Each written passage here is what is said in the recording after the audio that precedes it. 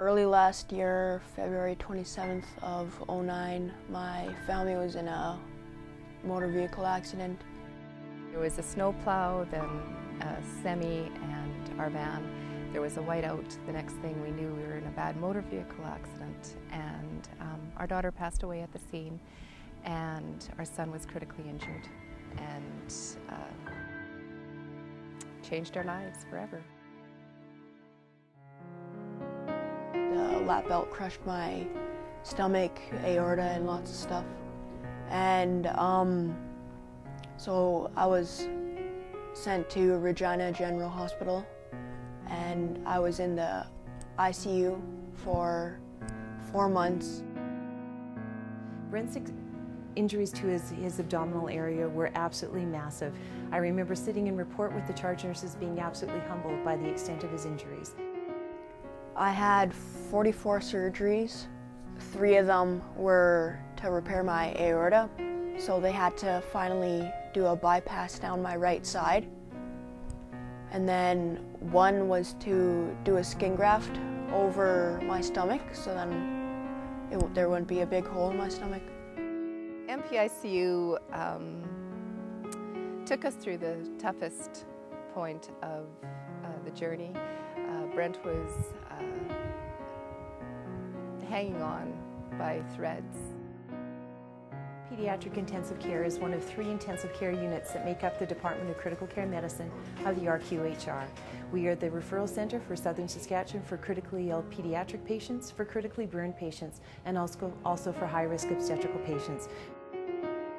Well, because of the accident, my heart rate was constantly high. My breathing would go down sometimes, but the bedside monitor is a big thing to have for any patient because it basically alerts all the nurses that something's happening. Basically, it was his lifeline. You know, if we didn't have it, I don't know how we would even think about monitoring his blood pressure. The bedside monitors are their primary tool here that we can't do without. Without them, Brent probably wouldn't be here today. It led us to be able to intervene, get him to the OR, and in essence, save his life.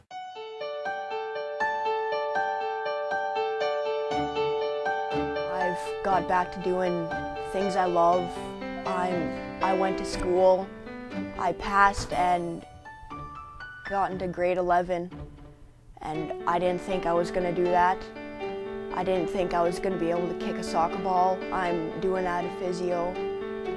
Everything I used to do, texting, hanging with friends, having sleepovers, I can do now, and I just thank you greatly. He's doing an obstacle course. He's standing on a balance board, balancing, and at the same time throwing a soccer ball or basketball back to his instructor from behind his neck. He's basically a totally different kid. To see him walking, to see him, using a soccer ball for some of his therapy, these monitors allowed Brent to be our miracle boy. Brent will forever be our miracle boy of MPICU. No one ever plans to come here.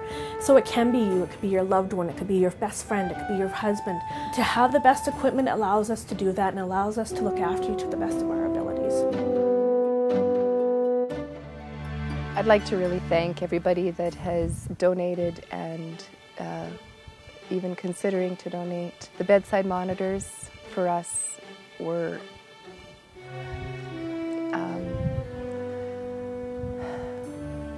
they kept our boy.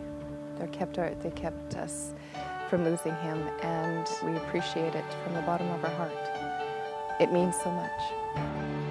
To the future donors, I hope that you will listen to this and be touched and moved enough to send even the very smallest donation, because every donation counts. You give us the opportunity to have more miracles happen, just like Brent. Thank you to all the donors who have donated money to this cause for bedside monitors, and I thank you to future donors.